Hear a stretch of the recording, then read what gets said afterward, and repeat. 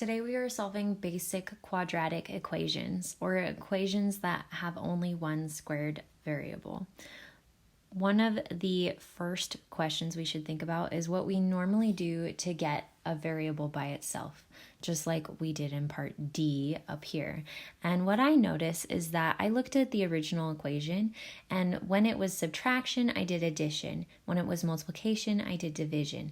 So how I knew what to do is something called inverse operations. I always did the operation that was the opposite, or the operation that undid the one that was there.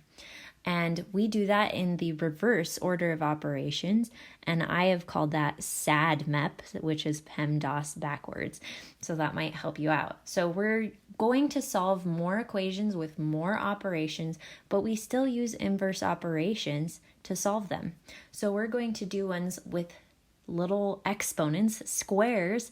We're not going to get into super complicated ones. You will get into that next year, but let's see what we got here. So I have x squared equals 9.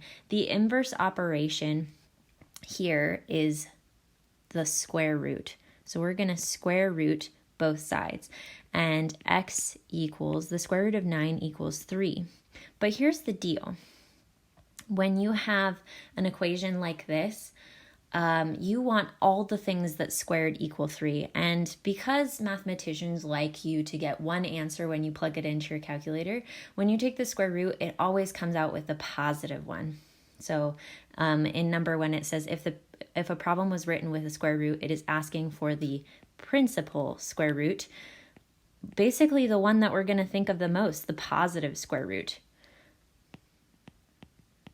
So that's always positive for an even square root. But if we put a square root in the problem, we have to account for the fact that the number was squared. It could have been positive or negative. Because remember, a negative times a negative is a positive. So we're going to say this could be positive or negative 3. So that's why we use the plus or minus symbol, and we always get 2 answers. And you can test this. You can be like, okay, we want a number squared, or a number times itself, that equals 9. 3 times 3 equals 9. And negative 3 times negative 3, well, a negative times a negative is a positive, so that's also equal to 9. So on all of these that have you finding the square root, or what number squared equals a number, you're going to get 2 answers, a positive and a negative. Okay, in our third point, it says, what undoes squaring? Please do not say square rooting. This is just learn the language of mathematics, say we take the square root. Okay, so let's go ahead and do some practice, and we're going to use PEMDAS backwards. I'm going to write it right here for your reference. You can also think of it as you're going to undo squaring last, and you're going to undo all the other stuff first. So on this one, we have y squared equals 81, so we're going to take the square root. You should know this one in your head. You should know that 9 is the square root of 81. But remember, it's going to be both positive and negative, because negative 9 times negative 9 also equals 81. Okay, we're going to do a little bit of a harder one. So this is 5p squared equals 500. If you look at our PEMDAS backwards, we undo addition and subtraction first, then multiplication and division, and then here's our exponents. If we had parentheses, then we'd have to undo those in the reverse order of how we would do them too, but we don't have any today.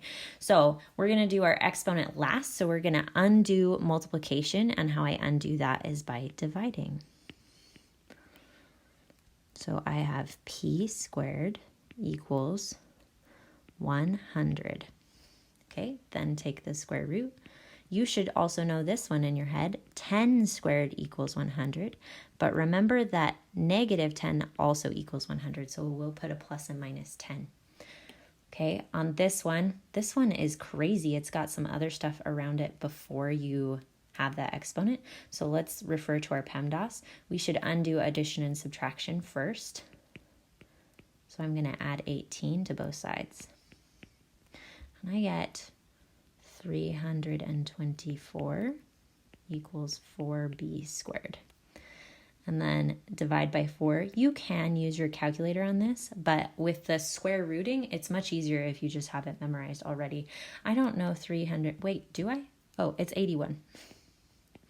Okay, 81 equals b squared. Okay, then we're going to take the square root. And remember, it's going to always be plus and minus. Oh, whoops, b's on that side. It's going to be plus and minus on the other side, and the square root of 81 is 9. Okay, if you have a giant number that you don't know, now is the perfect time to grab your calculator and take the square root. Remember that your calculator will not tell you that it is plus and minus, so you need to add in that plus and minus at the end. I'm going to go over here to my calculator, and I'm going to take the square root of 2704.